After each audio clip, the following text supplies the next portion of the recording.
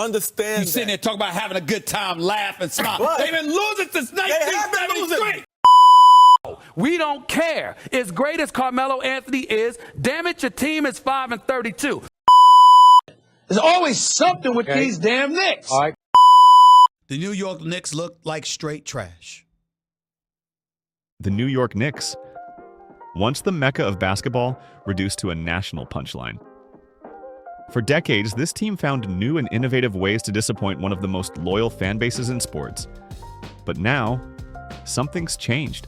The Garden is electric again. The Knicks are in the Eastern Conference Finals, believe it or not.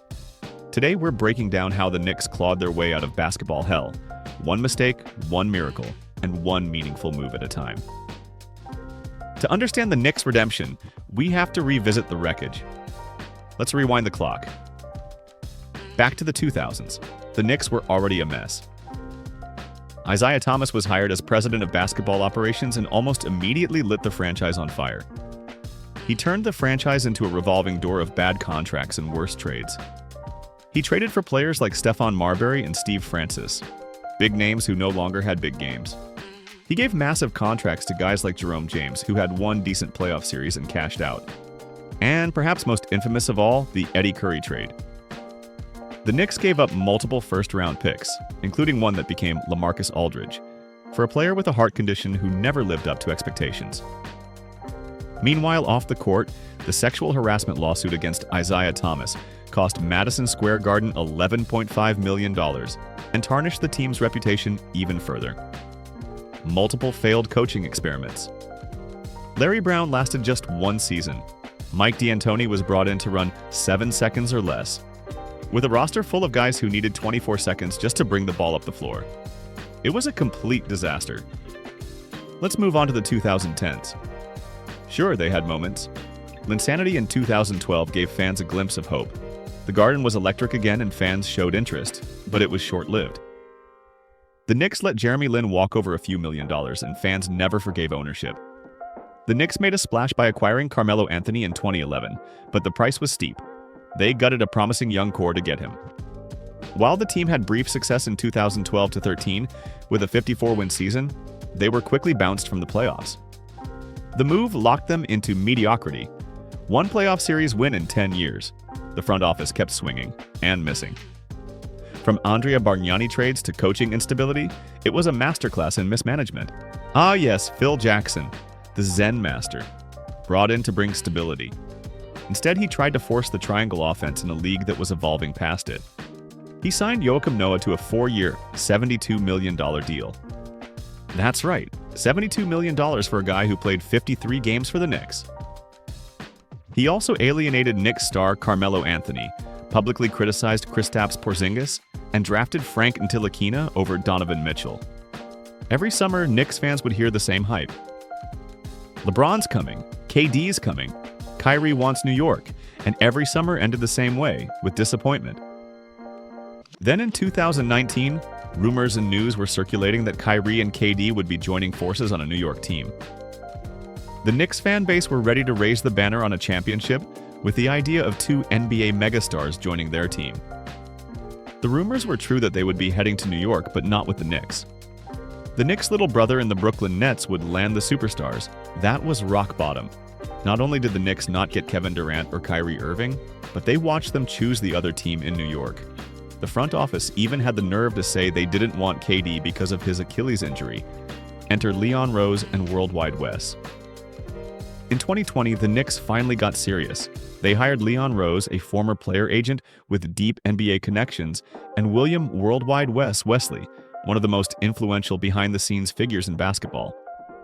These weren't just guys with resumes, they had relationships. That mattered. They brought in stability. No more chasing stars, no more mortgaging the future. The Knicks started building the right way. RJ Barrett was already on the roster, but the Knicks began drafting better.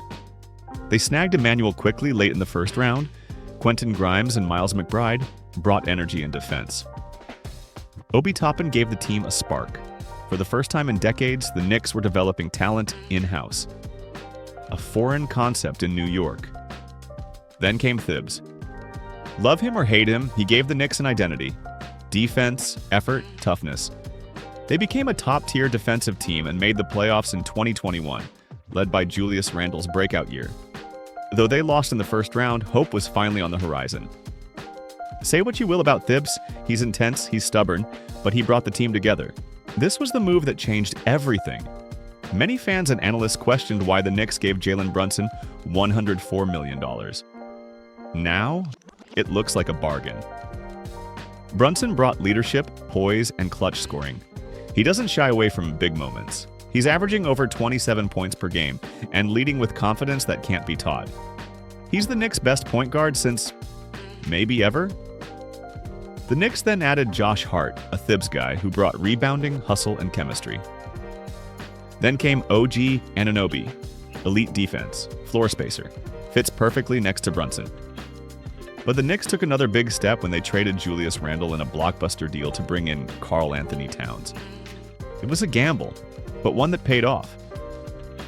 Towns, a dynamic offensive big man and former All-Star, reunited with Tom Thibodeau, his old coach from Minnesota. Despite their rocky past, their reunion in New York has been built on mutual respect and shared goals. Towns has brought elite shooting and floor spacing to the front court, allowing Brunson even more room to operate.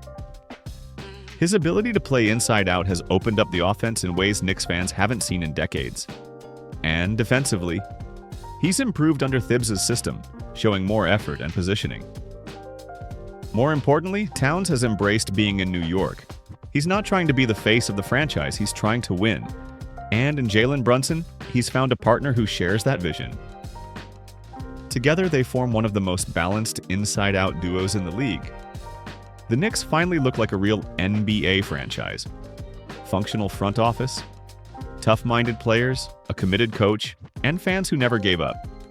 They beat the Pistons, they outlasted the Celtics. They're in the Eastern Conference Finals for the first time in 24 years.